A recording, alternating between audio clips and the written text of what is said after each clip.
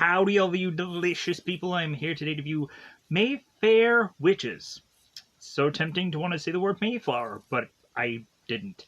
So, we come in here today, me wearing a weird hoodie, going on and talking about the first two episodes of the show. So, I am to go on and feel conflicted about the show in all honesty, because on one hand, there of course is to have me state that this show is fascinating, but then there is also on another hand to just be like, okay, why is there so much story here? Why do we have to go into so much of this stuff? To the point of we go on and we have to have a hand job that is not quite handy, that we have to go all the way back into 1681 Scotland just to pull that bad boy off for some goofy reason. For a scene that I'm like, why did we even need this into the second episode? Or why did we need it at all? Going on and also telling us there is quite a bit of skin in the game in these two episodes because there is quite a bit of scenes of which that go on to do some humping. So, with that said, we come into this show and the quick comparisons that I would probably make for these two episodes, but I don't know how quickly they'll really be, would have to go on be the Sandra Bullock Nicole Kidman movie Practical Magic, which you kind of grow up with those characters. It's kind of a date movie. It's like, hey, will they get the guy or not? Will it all work out in the end? Kind of thing.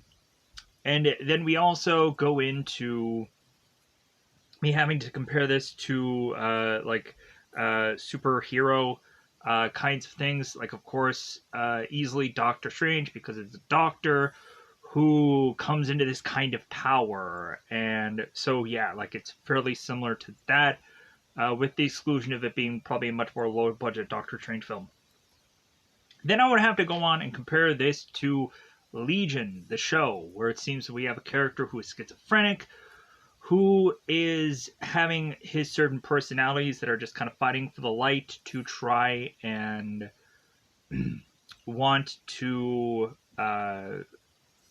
kind of frighten the Legion character, and to have certain people that are kind of looking for him so that way they can try and help him or try to have him control his power. Then I would go on and just compare this to Scanners, because we have like a Charles Xavier from X-Men thing going on here, where we kind of have this like brain like kind of thing going on, where we have people who are to possibly in that film blow people's brains up. We go on to have Rowan, who it seems like her main power right now is to just kind of mess with people's brains and either collapse or kill them or whichever. And so we come into this bit of two episodes, and we have kind of two different stories kind of going on at the same time. Or there might be a little bit more of that. And so we have Rowan, who is to be this doctor, that it seems that she's fairly successful, and she's wanting to kind of branch out into do other things, as well as kind of work really hard where she is, of course, working. So I also like Rowan, the actress that plays her, Alexandra. I had seen her in like We Summon the Darkness and Die in a Gunfight, and so really liked this actress. And I was like, all right, like she's definitely a person I could get behind, because I've also seen her in Baywatch. Baywatch, but you know, interesting actors in that film. So we have Rowan that is to be this doctor, and all of a sudden she comes to find out that she is like going inside people's brains and messing with them, and she can't really control what she's doing, but she realizes that these people are collapsing as she's like looking into their brains and collapsing and dying and whatever. And so she's like, I think that like there's certain deaths that are just related to me, and like I can't control what's going on. And so Rowan is trying to seek out help, trying to figure out like what is really wrong with her, And bizarrely enough, like the one person that she legit should have come to, because like she was to be told to go to this therapist woman. Like Rowan isn't telling her much of anything. She's like, "No, I really want to help my patients, and I want to get back to that as soon as possible." So Rowan goes on to find out that she has this unusual power, and she feels like she's losing control of herself. So Rowan is trying to go to her adopted mother. Yeah, that's right, an adopted mother. Because we'll also come to find in this story that there is another character named Deirdre that is to also be tied to Rowan somehow, which I'll talk about it when we get more into spoilers. But Rowan goes to her adopted mother and come to find out her adopted mother just can't really handle Rowan right now because her adopted mother is dealing with her own illness, her own problem. And so Rowan, when she is to try and desperately find her biological parents, or in this case, parent, she is to find that she is to kind of close uh, a door for one search, but then bizarrely another one opens. So Rowan is to try and go on and seek out her parent. And so we come into this other story. That, of course, is to be Deirdre. We first meet her in like the very beginning of the pilot episode, as it seems that she is to be this old, uh, sick woman who is getting these Thorazine shots for whatever reason that doesn't quite even make sense to this doctor. So we have Deirdre, who is to kind of be shown to us the younger version of her, and she is in this kind of Catholic schoolgirl outfit and going to this Catholic school. She is to seemingly have a guy like follow her consistently, and we'll find out that this person is to be Lasher, a person that is to go by many of name. And so I'm like, oh my god, like, so is he the devil? Is he just some demon? Is he just some lackey? Who is he? And so, but he's mainly to seemingly be like a ghost like character. So we come to find out that Deirdre is to be left to her aunt because her mother had died, and Deirdre then goes on to realize that her aunt, like, there is some difficult times between the two of them, so much so that Deirdre is to be desperate to just run off to her other uncle, who is nearby and is to be having this party. The one party that Deirdre goes to, she ends up immediately finding this guy. He ends up banging her and getting her a little preggo. So we come to find that Deirdre, once she is to give birth to this child, is to have it ripped away from her without her barely even able to see her child, let alone being able to raise it or have the choice to raise it. So it's given away, and so Deirdre, it seems later on in life, is to be like, I'm going to get my child back. Like, I'm going to realize that I'm going to be strong enough and I'm going to have Lasher at my side to then try to find where this child is, and Rowan is somehow connected to that. So, with that said, the show is fascinating, but also it is like there's just I'm like, man, there's a lot to unpack here. And so with that said, like I feel that the show right now at its current state is okay. It's okay. Um like to me, there is quite a bit of skin in this game, so you might be really interested in the show. But other than that, I think it's about that time to just go into spoilers and just go into thorough detail about these two episodes. It's about that time yet again to, of course, double fly this bad boy up. Oh, where can you go on and see this show for a lot of people that might be interested after the tales of which that I have told you? I think right now this is available on like AMC Plus, but I would also recommend people can go on an app called Zelifonic, Zelivonic, Zelifonic. I have been using Zelifonic for a very long time. I've gone into a plethora of different things in there, and so by at the end of the day, you can say that you can see a lot of things there for absolutely free, and also be able to watch a bunch of stuff that is to be premium access, or even stuff that's even theaters. You can kind of see it there if that is the choice of which that you choose. So with that said, let's double fire this bad boy out because I think it's about the time yet again to, of course, go into spoiler time. Spoiler time is about the time to spoil these episodes. So, in the very beginning of this, and I'm not going to do it perfectly like the show, or also like there's probably going to be some details that I'm going to forget about because I realized that there was a lot of stuff that I just was to have gone in on this, and I reasonably didn't go into thorough, deep down notes.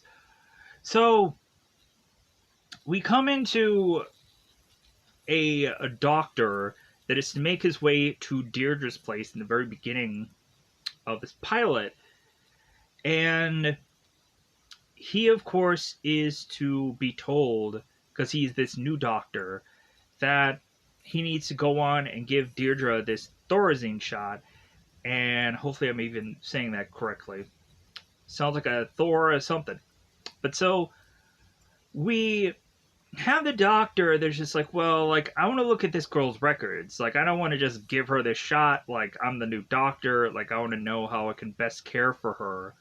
So the guy looks into her records, and when he goes on and looks into it, he is to start to see kind of a man kind of poking into the window, and then he vanishes, which we find that is Lasher. So the doctor goes on to then tell Deirdre that, as he kind of is to consistently whisper to her into her ear, he tells her, he's like, well, hey, I'm going to go on and I'm going to give you this Thorazine shot this time around, but the next time around, I am not going to give this to you because I want to talk to you. Like, I want to know who you are, and I want to see legitimately if I should be giving this to you or not. So, we have the doctor that goes on and does that. So, we then go into Rowan's character. So, Rowan, we go on and find that she's a doctor and is to have a patient named Joey, and that is kind of a coinky dinky funny name because, of course, I would have a nickname at certain times of my life, and that would be coincidentally the one name. So I was like, like, something's weird and magical here. So, what a life that we lead. You always realize like how small of a world that we live in when like stuff just weirdly just connects with you for whatever goofy reason.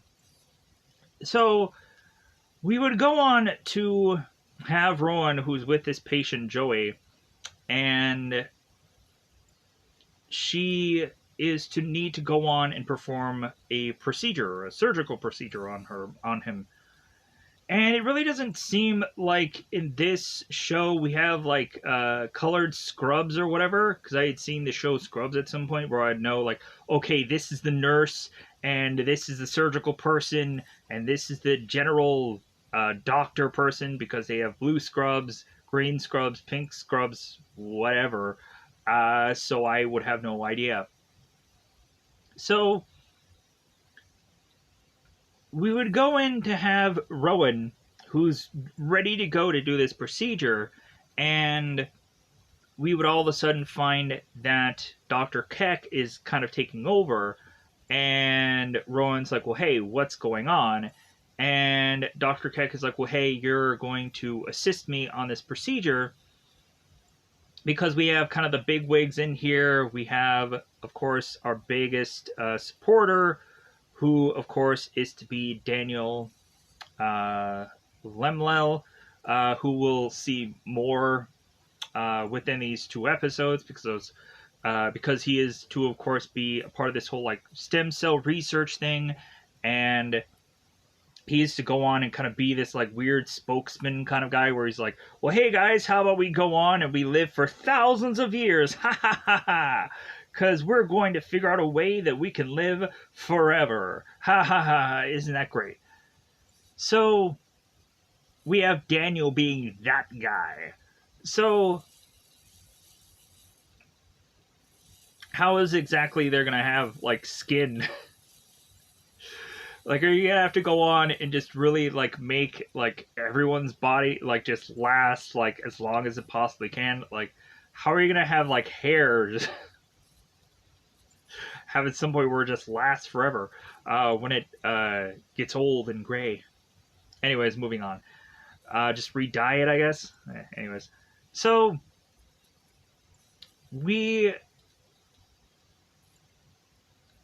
have, of course, Rowan that is quite upset with Dr. Keck kind of taking over, because it seems that Dr. Keck is interested in doing this kind of procedure, and Rowan's like, no, I think that you should actually go on, and I think the best bet to help my patient is to do this. And so Dr. Keck is kind of busting Rowan's chops. Like, we'll find out that like Dr. Keck is like a real like micromanager, and it's ridiculous how like in the second episode where we were to have thought that he was gonna do something that I'll get to a little bit later in this episode. But anyways, so he's in the second episode, and like he's talking about how like Rowan is to take a little bit longer with doing her procedures, and like, but Rowan's like, but yeah, but I'm still way faster than anybody else is. And Mr. Keck is just like, well, no, like, you need to just take some time away. Because I guess it's like the Kevin Costner movie, like the Mothman or whatever, where the guy's like, well, hey, like, your knife is getting too sharp. It's cutting into people. And so we come into Rowan going on and talking to one of these nurses, and she's like, well, hey, you shouldn't be taking crap from him. And we have Rowan who's like, well, hey, like, but like the procedure went our way anyways. And the girl's like, well, yeah, but still, you shouldn't be taking crap from him. And Rowan's like, well, hey, I don't care about him, I don't care about me, I just care about my patients. And she's like, well, yeah, that's a good way to think about it, but still, like you should be like a million times where you are right now. But so we go on and have Rowan,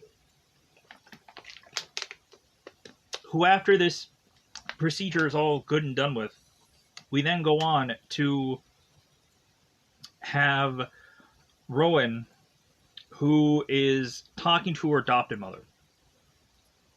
And we're even to see Rowan, who is to have this like boat, and she is like, we'll kind of see her just kind of off in the ocean, just kind of doing things with her boat, because she lives off of this boat.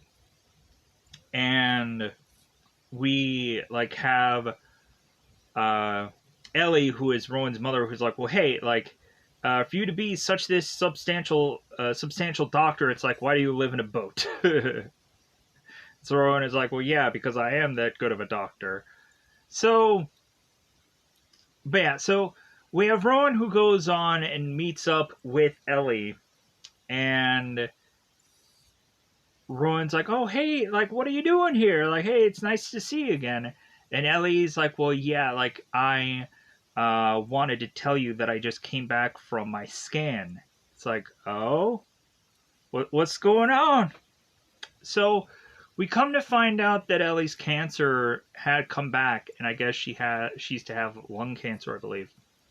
So Rowan immediately goes to her boss, who is Mr. Keck, and she is asking that for her to go on and not only work still with Dr. Keck, but then is to also want to have her work with or work more with Daniel Lemle at like his stem cell uh, uh, place, because Rowan is to possibly think that if Rowan can go on and work at these two places, that Rowan can be able to have some pull and have her mother put into these trials where Rowan's mother can hope that through stem cell research, uh, her mother will get saved from this cancer that she's having. Because we've gone on and had quite a bit of people that have talked about stem cell research where they can like regrow their backs or go on to like have certain neck issues that is to force them into retirement or stuff like that, and eventually they take these stem cells and they can have longevous amounts of life and so on and so forth, instead of them being like stopped at an early age of doing like professional sports and whichever. But so we have Rowan that is talking to Dr. Keck, and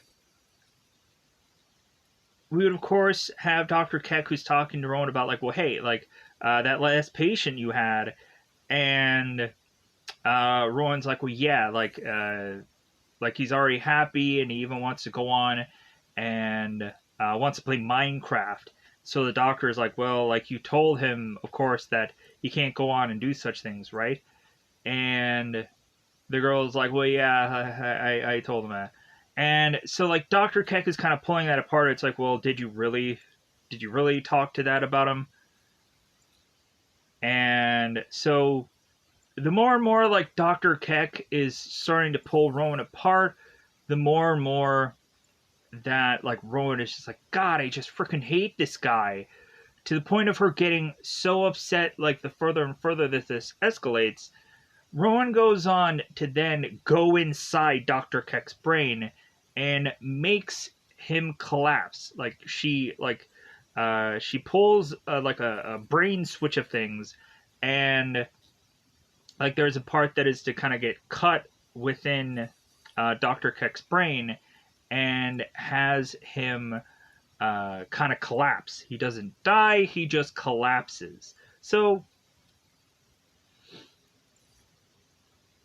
Rowan then goes on and is to realize like she's not going to get her way here, but she's also very freaked out about what had just happened. That she like went into the person's brain, and as it happened, just the guy plopped. So Rowan then goes on to seek out her mother that is going through this chemotherapy. And because I've seen like movies like 50-50 and a lot of those other kind of things. So like the place looks familiar. So Rowan then goes on and is talking to her mother and talking about what had just happened. It's like, well, yeah, I went to Dr. Keck to start to talk to him, and all of a sudden I saw inside of his brain and he collapsed. And Ellie's just like, okay, like, and so Rowan is like, well, maybe I need to go on and maybe I need to seek out like my biological parents and stuff like that. And so Ellie's just like, so Ellie is to try to go on to like, well, yeah, like this is a lot to like handle right now, and so how about you go on and just give me some of that milkshake? How about you just give me a milkshake? Like, like, come on, like, This is hard for me right now. I'm dealing with chemo. She's probably going to be hurling at some point uh, because of the medication and whichever. So while Rowan goes on and gets her that milkshake, which we never see, we have Ellie that's all of a sudden like calling this weird 504 number, and she's like, "Hey, like I'm gonna need to know now, like who exactly is the agent that is to worked on my daughter's case, because like I'm gonna need to talk to them." So we have this woman that is on like the other end of the line, and I believe that she's blind because I guess there was a lot of like braille uh, stuff that she was like reading off. So this woman is to be this like kind of librarian like character, and so she's going on through this place, and she's going through these files and finding the one agent who, of course, is to be Cripperian Grieve. I don't know how exactly that name is even pronounced because it's. I watched all of this the day before, in all honesty. So there's going to be some stuff that I'm probably not going to remember in the perfect placement. And plus, also, I like to state certain things in one fell swoop of a thing, and not to have to go on and kind of backpedal into certain other things. Hence why I'm stating things the way I'm stating them. So we go on and we find that this agent is to be this person, and so Ellie at some point is to be calling this guy, but we'll get back to that. So Rowan makes her way to this bar, and she goes on to then order this beer, and Rowan is talking to a guy named Max who's at this bar, and so it seems while they're talking, Rowan's like, "Well, hey, you want to come over tonight? You want to get some of this?" And Max is just like, "Well, not really, because I'm going on and I'm gonna go and date another woman who doesn't want to go on and kick me out before breakfast." And Rowan is like, "Well, I'm just not a breakfast person." And and then we would go on, like, if anybody's to go on and remember like the Luke Cage thing, we would go on and have like coffee, like being an innuendo thing for like let's bang or do it or whatever. Bang is such a crappy word, but it's the weird goofiness of me. Let's do it, huh? Whatever. Anyways, so Rowan, it seems, is realizing that Max like doesn't want to offer up his manhood. So Rowan is kind of looking for anybody at this bar, just kind of throwing herself at anybody. Max, of course, gets upset by that, and the next thing we end up seeing, the both of them are in throes of passion. Rowan, it seems, is to be very much clothed, but either way, they're banging it out, so who cares? Like, I'm sure it was probably just the fact of, like, dude, you aren't paying me enough to get all of this. You aren't paying me enough to show the goods. So, we have Rowan and we have Max, and they're both talking, and so we go on and have, while they're talking, like, Max kind of gets a little upset with what eventually Rowan is talking about, and so he kind of gets out of her bed and just kind of walks off. It's like, what did I say? But yeah, so let's get to the Deirdre stuff, because I haven't really tapped onto that yet. So we now have to go into the flashback of Deirdre, the younger times of Deirdre. So we have Deirdre, and she is to be this Catholic schoolgirl, and so she goes on to be in the confessional with this priest, and is to be talking about how like uh, she of course had these certain thoughts about a guy or something along those lines. And so we go on ahead and have Deja that's like confessing everything. And so Father Duffy is going on and stating like, well, uh, Deirdre, what about that man who is to be consistently with you? And Deirdre's like, oh yeah, like that guy's still with me. So we have Father Delphi who's like, well, say your Hail Marys and this and that as if you'll ever even state any of them. So like that goes on and like quickly tells us that this girl like really is to do this confessional but doesn't really give a crap about doing any penances. So Deirdre gets out of this Catholic school and out of this confession and is to go on and just kind of make her way uh, out to then all of a sudden notice Lasher in the distance. Because he's a demon with many names, I'm assuming that he's probably not going to go on and be in church.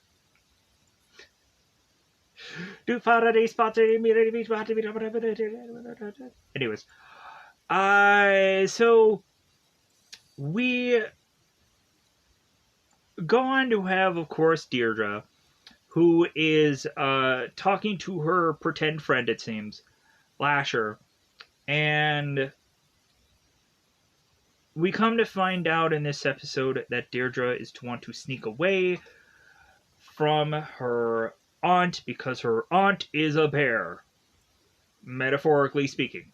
So, like, we come to find out in these two episodes that there are certain points when Deirdre would get these nice dresses, her aunt would take all these nice dresses and scissor them on up to really try to get this girl to be as pure, I guess, as possible. But I guess pure is also to mean that she's not going to get freaking laid either.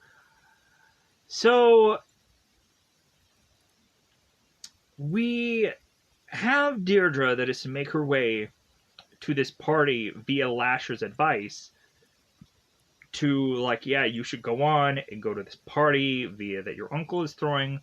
Uncle Cortland.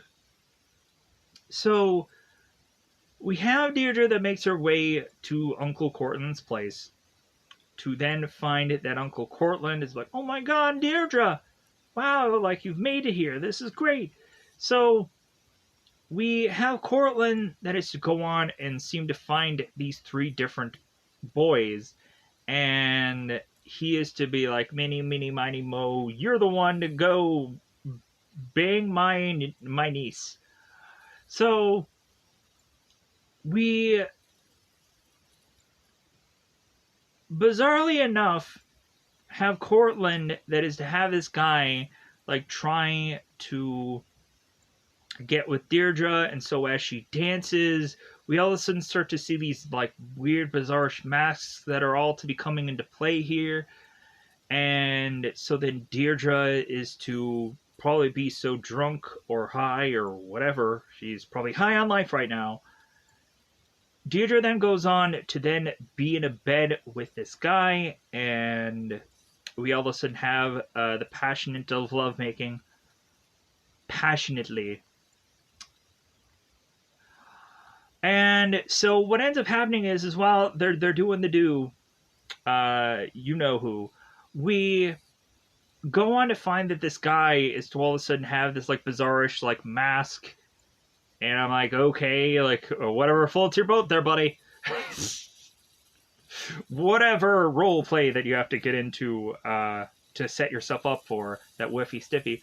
So we come into finding out that by the time that Deirdre is to awaken the very next morning after this this plow party, we find that the guy that Deirdre had been with had been killed. Like, we don't see exactly how he had died, or I don't think they state it, but they just say, like, yeah, he's dead. So, like, wow, like that character disappeared quickly. So We of course have Cortland that is to go on, or we have someone that goes on and tells Deirdre that it's, well, hey, like, your aunt is here to go on and pick you up, and I'm sure she's very disappointed in you because she's always disappointed. That's her secret, everybody. She's always disappointed. So there is nothing you could do to please this aunt. It's just what it is. So we come to find out that Deirdre, and this seems to, like, there's a lot of story here, but again, like, it all happens within these 2 episodes. We come to find Deirdre had gotten a little bit of this thing called preggers. She has a bun in the oven. Alright. So, we now have Deirdre. She's bun in the oven, pregnant. And why do you always have to come with that analogy? Anyways, so we go on to have Deirdre, who is desperately like, I gotta go on and I gotta find somebody who's gonna help me because my aunt and my this and my that and my hoive and my back. And so we have, of course, Deirdre, who the only person that she could really turn to is Father Duffy. And so Father Duffy comes to see Deirdre, and Deirdre is thinking, it's like, well, yeah, like, this guy is my last hope. Like, so we have Deirdre that is going on, excuse me, and talking to Father Duffy, and it's like, Father, like, I need help, like, my aunt, and my this, and my back. So we have the father that is just to go out of, like, well, like, for me, the person that I turn to is God, and so let's pray. So we realize that that Deirdre at this moment is basically after like, Duff is just gonna go on and be like, well, like, let's try to pray your problems away, and best of luck to you, because like, I'm not helping you either. So Duffy goes on and he walks off, and so we finally just have Deirdre, who turns to Lasher. And so Lasher is like, well, like, Deirdre, like, I'm gonna go on and, like, and I'll help you through this, and like, all that you'll need to do is see who I really am.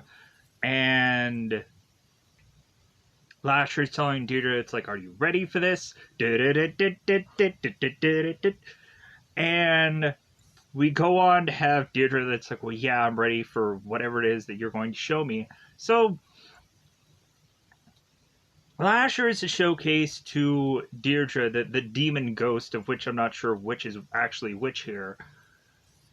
And so Lasher goes on to start to change into a number of different people, and it's to go on and tell her, it's like, I go by many names, and I go by this, and I go by that. And so we had a point where Lasher's head all of a sudden comes to, like, him having, like, 3 heads in one spot here. And so we have to naturally assume that Lasher is to either be a demon of some sort, or is to possibly be the devil. Because the person that goes by many names and to be an angel and devil and whatever, we'd have to assume that that's basically Satan. The comfortable kind of thing that you would normally have at night. Satan, yeah, the thing that keeps you warm at night. No. Satan is what I'm naturally assuming, but it's probably just some random demon. So, or Lucifer. But anyways, so we have Deirdre, who is to immediately give in to this guy, and so we then kind of queue up to the older Deirdre, because that's where the kind of the story finishes up, where The aunt is kind of drugging up Deirdre because it seems that she's kind of coming into her own, and so on and so forth. So, kind of keeping her at bay. So, oh no, we have to show the pregnancy. We have to get to that. So, after Deirdre is to talk to Lasher, the baby is to go on and get delivered because Lasher is to even warn Deirdre of that. It's like, well, hey, like your baby is going to give birth tonight, and immediately once Deirdre is talking to Lasher, like her water breaks. So Deirdre delivers the baby, and immediately the aunt, Carlotta, goes on and takes the child and gives it away to a woman who is actually Ellie, a younger version of Ellie. And we have Deirdre that's like, no, I want to see my child, and she's crying, and I'm sure she's postpartum, all that jazz, sad, whatever, from the loss of her child that was ripped away from her. So Carlotta gives it to Ellie, and so Ellie's like, well, what was she going to name her? And Carlotta's like, she was going to name her Rowan. I was like, okay, it's to me, that's just a strange name. But yeah, I guess that could be for a boy or a girl. Because I know, like, Eric Rowan, who's the WWE wrestler, because I know much too much information. So, and that's when we get to current time Deirdre. So, hopefully I've kind of covered a good chunk of what was to all happen in episode 1, because we're going into the second episode now. Because I'm like, man, like, we haven't covered a lot of ground, and there's a lot of stuff to do. So, in the very beginning of the second episode, we come to find us in Scotland in 1681 for some goofy reason. And so we have this family where it seems that one guy is to be sick from the illness. I don't know what it is. And so we have this girl that's kind of patting this guy's face. And so we have some kind of like slang here, or some kind of language where I was like, what was that? What now? And I was like, I need to kind of re-listen to what they're stating because it's a little bit confusing. And so we would have our characters go on and tell us here that this girl who is to go on with her sister is to then need to get some herbs to hopefully help out the dad, who of course is to be sick. So we have these two girls going out to get all these herbs, and so I believe this girl's name is Susan, the main girl here. So Susan is talking to this girl who's getting all these herbs, and we have at one point where the girl is to kind of pick this flower, and the girl tells the younger girl, Suzanne tells the younger girl, it's like, well, hey, like, don't pick it unless you know what it actually does. So all of a sudden we have this guy who's kind of just poking out from the forest, is like, well, hey, like, I'm here now, come on, like, don't leave me waiting. And so Suzanne is telling the girl to, I think, like, cover her ears and just kind of talk about all the herbs that they found today and so on and so forth. So Suzanne goes off to meet with this guy and is giving him a good old high five down below, if you know what I'm saying. Giving a good old handy. And again, still doesn't come in handy in this episode. So we have her doing some jerking, and she's all of a sudden noticing these birds. And then that's when we come into back to your regularly scheduled Rowan story here. So we have Rowan that is to have gone on, and I think this also happened in the first episode, and I didn't get to everything because there's so much to get to in that first episode. Rowan was to have gone on, and or maybe this happened in the second episode. I know it's all a blur. So Rowan is to go on and to have met up with Daniel, and yeah, I think this is where we're all going here. So Rowan meets up with Daniel, and he's talking about how we can all live for 1,000 years because of all these stem cell research things. And so he goes on to talk to Rowan, and he's like, well, yeah, I think I'm seeing something new. I'm seeing some potential in here. I think you and I are very much alike. And I'm honestly thinking like Daniel is just kind of throwing his weight around because he's this rich guy. And I'm sure more than likely Daniel, if he would have went with this a little bit longer, I'm sure that he probably would have been forcing this girl to like sleep with him, because that seems to be like what all rich guys do stereotypically in a lot of these things, right? It's like, oh, if you want this job, like you're gonna have to get into my bedroom and do what I want. That's why I naturally thought the progression of this story was going. But so instead, we have Daniel that goes on and talks to Rowan in his office, and is to tell her about like, hey man, look at this great statue that I bought. Like I bought it for a good deal. And Rowan tells the guy later, it's like, yeah, that statue was fake. I know, because I'm rich. Anyways, so Daniel's talking to Rowan, and so it's like, well, like it seems that normally like certain people probably wouldn't hire people that are probably interested in coming here, so that way they can get into one of these trials or have a relative go on and do that. And it seems that is your case. But like, I think that'll go on and make you even a harder worker. And Rowan's like, well, yeah, that's what I'm definitely going to be for you. And he's like, good, good, good. All right. So Rowan is really selling herself really well here. But then, so Daniel comes to Rowan and is to give her this list.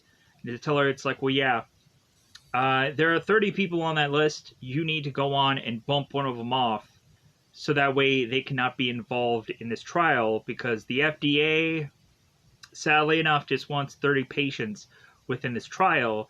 And so you have to point to me a name to get rid of, and so I can, in exchange, put your mother in there. And Rowan's like, no.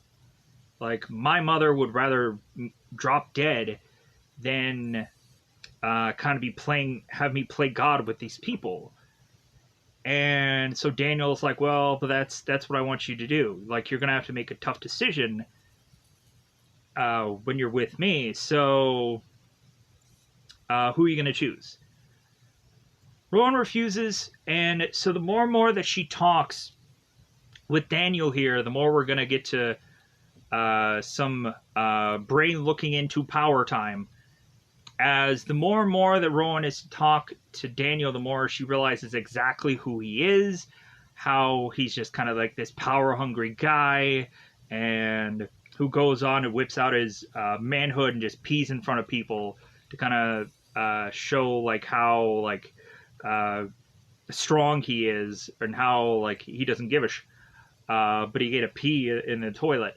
So we have, the more and more that they're progressively talking, we again have Rowan who goes into Daniel's brain and is to do a little bit of disconnecting and kills him. And he falls over. So we then have Rowan who is now realized like she had just killed someone, and she is now like distraught of that. But she's also going to walk away, just be like, well, yeah, like, you couldn't have gone on and stated that I'm doing any of this. Or you can't connect the dots anywhere. Because it doesn't feel like there's a smoking gun happening at some point. So, we have Rowan who has gone on to do this again. And so when immediately she tries to go to her mother with this, that's when her mother is on her deathbed. And so we come to find that Rowan is to desperately plead with her mother, like please just cheer me out, just this and that, and Ellie's just like, I'm going to die. Like I just can't deal with it. I'm sorry, like, but I'm dying. Um, so we have Ellie that does pass away while Rowan is with her, and so Ellie then goes on, or Ellie goes on to die, sadly. And so Rowan goes on to try and call this like South Bay adoption place that supposedly Rowan had went to when she was a little wee thing called a baby. And so Rowan is talking to these people, trying to see, it's like, well, hey, like, where is it that I came from? And, like, my mom would go on and tell me every year this story about how she adopted me, and this and that, and it was all done in 1991, and the people would go on and state, like, well, hey, this building wasn't even put together until 1995, so there must be some mistake. And Rowan's like, oh my god, my mother lied to me. My mother who is now dead. So Rowan then goes on to realize that her mother might have even betrayed her.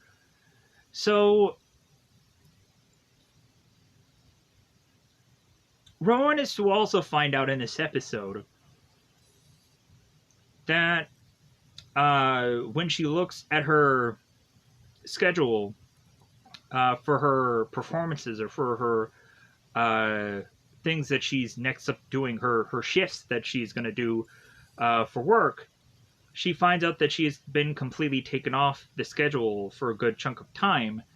And so Rowan is like, well, why is that? So Rowan goes in to talk to Dr. Keck, and Dr. Keck is going on and stating, like, well, hey, like, you know, when my dad died, like, I couldn't even figure out what side of the scalpel is up.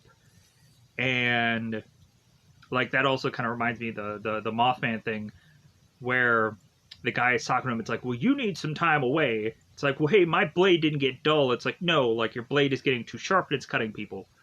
That same moment. So we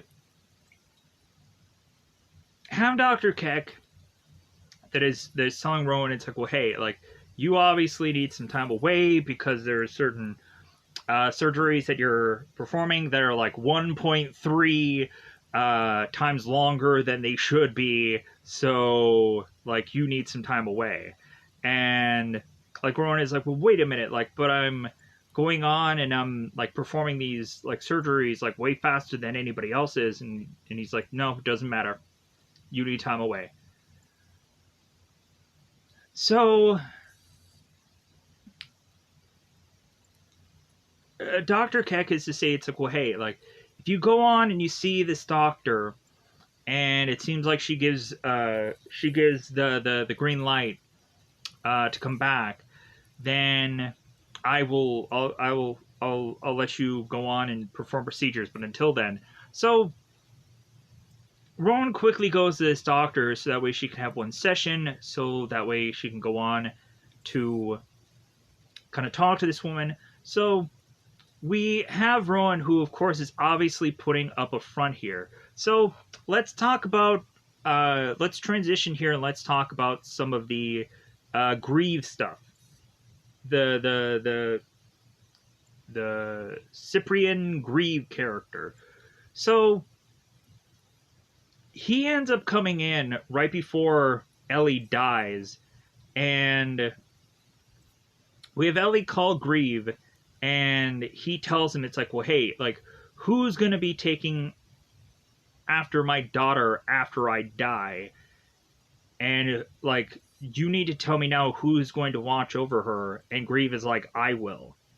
So Grieve goes in to like start to follow this girl. He's taking photos of her. He's taking photos of Rowan, and is to kind of take photos of other things that, of course, he knows like where, uh, of course, Rowan's biological mother is, and Grieve also ran off to go to where Deirdre was staying, so that way he can kind of check if Lasher is making his way on the move and trying to get to Rowan.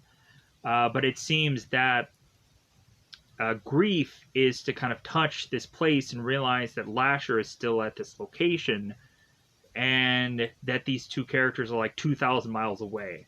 So we have Grieve that goes on to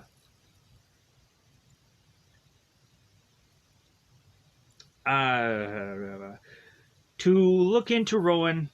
And so while Rowan is doing this whole therapy thing, he is kind of picking these locks to go into her boat, kind of touch all around to see that this girl is having some problems. Like, she's really like when he touches certain places, it realizes that she's like emotional wreck, and she's kind of taking possible certain medications to kind of dumb that down or whatever, kind of under the counter kind of stuff possibly. And so Grief is to kind of touch this one piece of cloth to see that Rowan had possibly killed somebody. And so he's like, oh, okay, all right, like, this is what it is now. So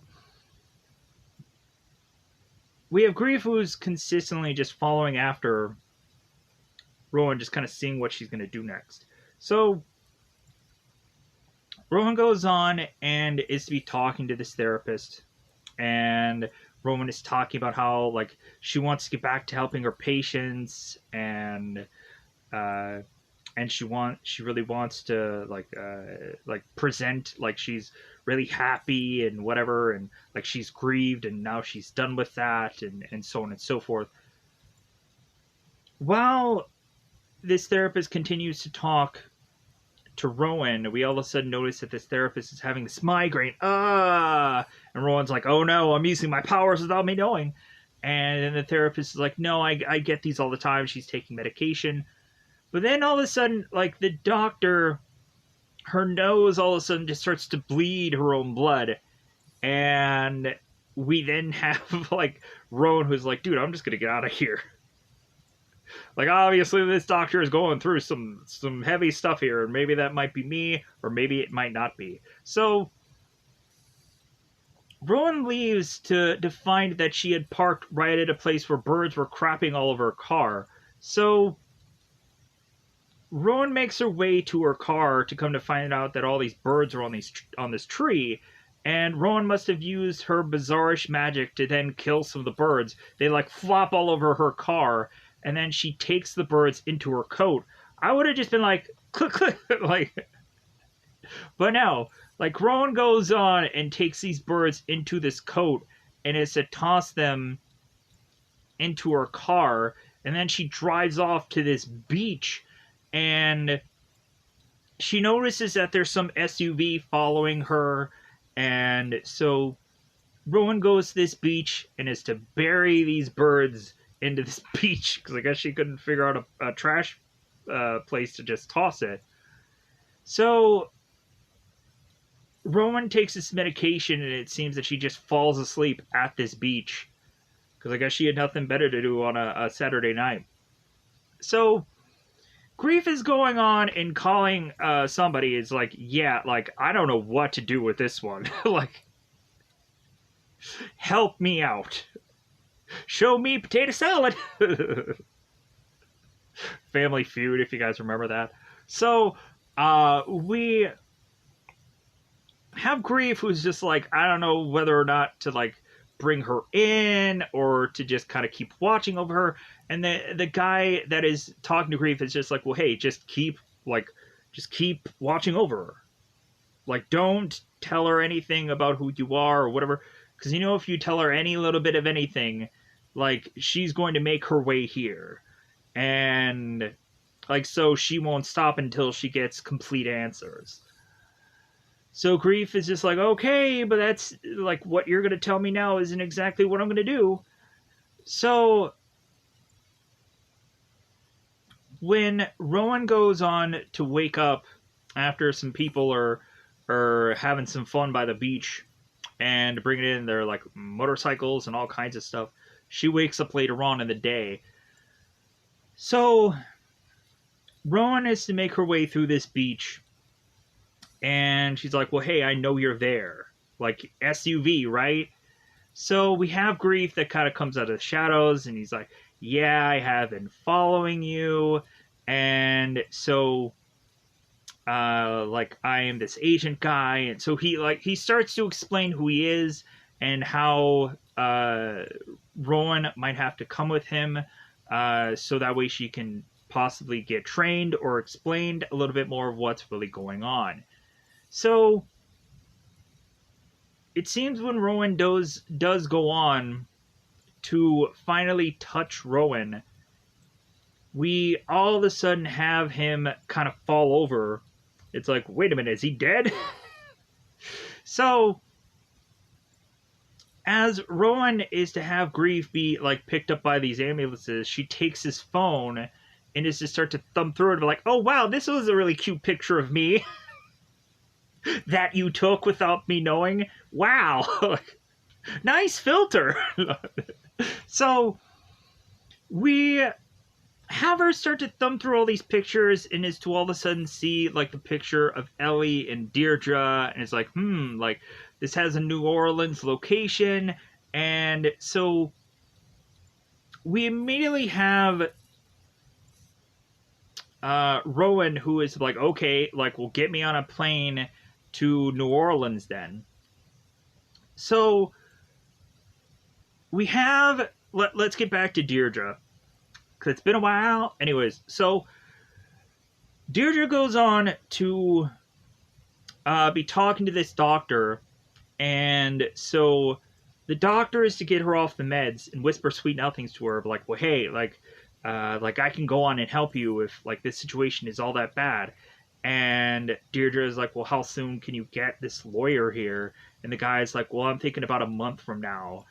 And Deirdre's like, that's not soon enough. Like, I need to leave, and I need to leave now. And the guy's like, I get it, but that's as soon as I can get someone out here.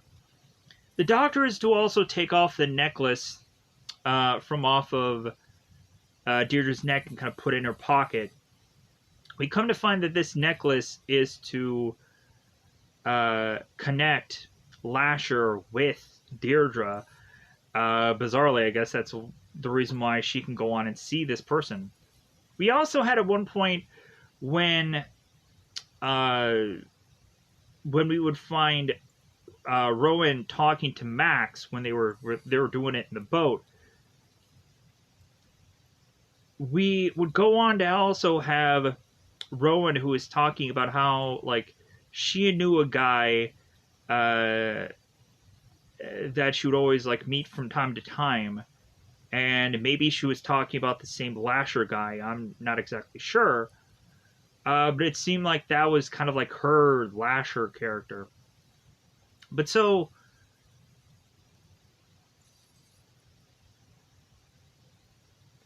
we have Deirdre that eventually, from off of this medication, goes on to try and sneak away from this house. And so she tries to sneak out of there, and immediately I think the maid lady goes on and sees her, and instead of just like, well, hey, like, stop, don't, like, she's like, no, just bye. Like, I know like you're gonna leave, and there's nothing I can do to stop you. So Deirdre leaves. So Deirdre goes to her uncle, that is, of course, Cortland, and is like, oh my god, like, Deirdre, like, wow. So it seems that Cortland is to know quite a bit about Lasher. It's like, well, hey, is he still around? Huh? So we would go on to have seemingly Deirdre and Corlin, who seem to be kind of on the very same page, where Corlin's going to do anything for Deirdre. It's like, hey, you need to ride somewhere. Hey, do you need some dresses? Let me know. So we would have Deirdre, who is to say the story about how Corlin would try to give nice dresses to Deirdre, and her aunt would just go on and just scissor through them, scissor me timbers. And so we have Cortland that is to go on and find out that Deirdre is going to have her way of magic to try. And one also thing. While Rowan was on the plane and Deirdre was getting off her medication, Lasher was to decide that both Deirdre and Lasher are going to have some bedroom business. Anyways, so bizarrely, while Deirdre and Lasher are doing it, somehow Rowan is feeling the effects of that. And so while Rowan is on the plane, she's getting a little all up on herself bizarrely for some goofy reason, because there's that weird, maybe spiritual connection there, but that just seems very odd also. So, and maybe somehow Rowan and Lasher are somehow connected. Because they're connected? Anyways, so we have Deirdre that is going on and talking to Cortland, and after the whole scissors thing and all that stuff that I just said. So, because Rowan is making her way to New Orleans after going through some pics, and so she is there. She is getting this hotel, and we even have, of course, Rowan, who is to ask the guy at the counter. It's like, hey, does this house look familiar to you? Yeah, all the houses look really familiar. Yeah. To the point of Rowan needing to go to this like tour guide, and the tour guide, of course, is to know good and well about this house because it seemed to have had a history, and at one point, like, the house was part of the tour, but it seems that the family had paid good money to try to get their house out of the tour, to try to get all of the publicity off of that house. So, moving on. We have, of course, while Rowan is in the hotel, we have Deirdre, who is to use this power with the help of Lasher, because they're going to Wonder Twin powers combined, trying to find where Rowan is. And so Lasher comes to find that Rowan is in this hotel, and they both bizarrely have these white eyes as they're trying to see where Rowan is. And so Lasher is to get very close to where this location is, and to the point where Lasher is even getting so close to Rowan that he almost goes into her shower, and Deirdre's like, no, stopping him. So Lasher goes to point at these keys, and then Deirdre's like, I know where he is, or I know where Rowan is. She is. And Corlin's like, well, I'll get my driver. So we had Rowan, who was going to go on to make her way to this house via this tour guide, but it was going to leave kind of later on in the day. And so instead, we have Rowan, who is to kind of leave to go on this tour. And so Deirdre ends up going into this hotel, and her aunt is to see Deirdre there. And so we have her aunt that is like to stop Deirdre. It's like, hey, like, what are you doing here? What are you doing? So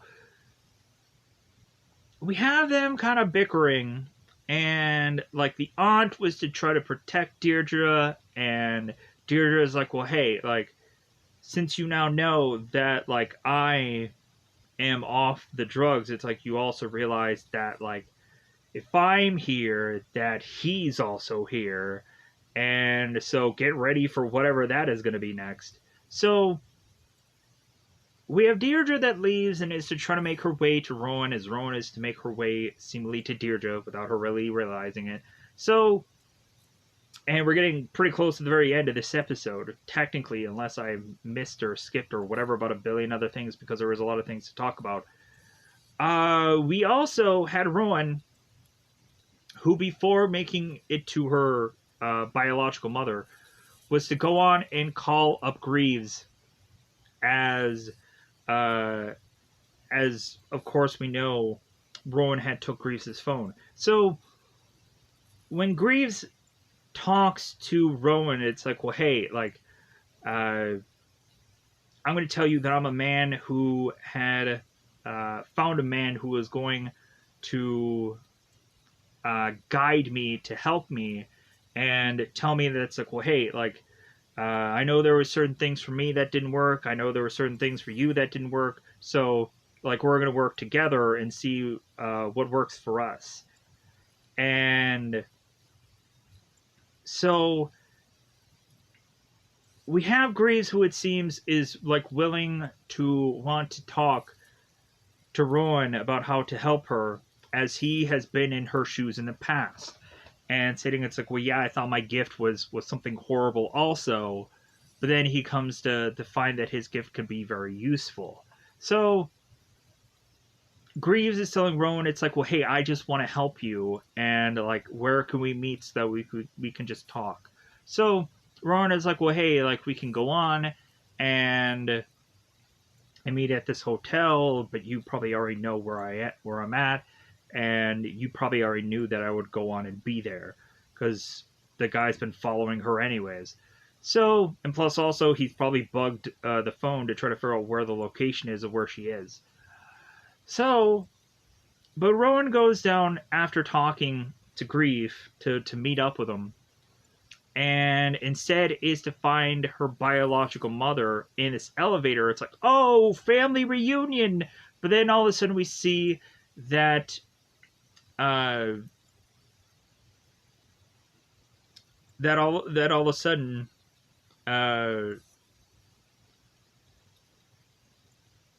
Deirdre's neck is all of a sudden sliced open for some reason, we don't know why, and she just falls over, and Rowan's like, oh my god, my ma! Because we have the same eyes. They both have blue eyes. And so obviously these people are both wearing contacts because legit, like, neither one of them have blue eyes. But so she falls over, and that's kind of how, like, the second episode ends. So with that said, I hope to have covered most of what was to go on and happen through this episode. And yeah, there is just a bunch of stuff to have covered. Other than that, I think I'm just going to go on and just be happy that I could have finally gotten to this. And let me know in the comments below how you felt about these two episodes. If you were going to check them out after the fact, or if you're like, oh yeah, I checked this out X number of days ago, and I was like, not for me. And yeah, so with that said, goodbye, everybody. Bye, everybody.